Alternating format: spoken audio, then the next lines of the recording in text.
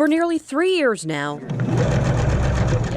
the first Wednesday of every month looks This one's going to be colorful. and sounds pretty similar. We usually have a lot of interesting things to talk about. Whoever's husband did something silly today. The group of South Whidbey quilters normally meet at the Grange, This will be fun. not one of their basements.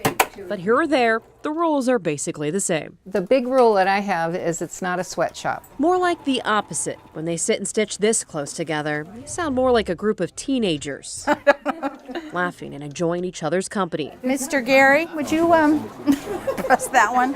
It's too wrinkly for me. But make no mistake, these gabbing gals and Gary Thank you, sir. are on a mission. It's just we're coming here to have fun and make something for the veterans. It's kind of humbling. I mean, The grassroots group calls their project Quilts for Veterans. Well, it's always fun to surprise somebody. I mean, no, it's not a puppy, but But it is a labor of love. Each one is numbered. They're all different patterns. The quilters, who are made up from a team of volunteers, it takes a village. each have a different job. If one's good, 2 or 3 is better. Hand stitching binding, Somebody puts the squares together. Somebody cuts the squares. Somebody brings the fabric. Somebody puts on this label. each quilt just as unique as the veteran receiving it. A lot of love went into making that. Like Vietnam veteran and Marine Corporal Jim Thompson. What a stud, huh? Jim was one of the people we just couldn't get to. We tried in March, but he wasn't there. We tried in April and he wasn't there. It was at football practice. We were at spring football practice. And a car comes out onto the practice field. And I go, oh, what the heck is this? We got the whole football players that were in on the whole thing. She gave it to me as I just wrapped it around me. You think about those people sitting down and doing that. So thank them for the service. Yeah, they do. Yeah, they do. That was, I cried. That was one of the nicest things that's ever been done for me by total strangers. And then all of a sudden I thought, oh my God, it's June 18th. I'm getting this quilt on what was at the time the worst day of my life, June 18th.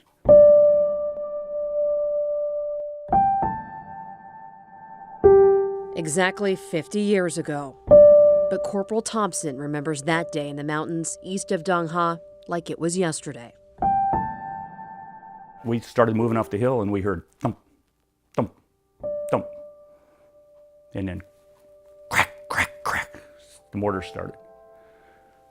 And the first round they came in killed Calvin and Bobby.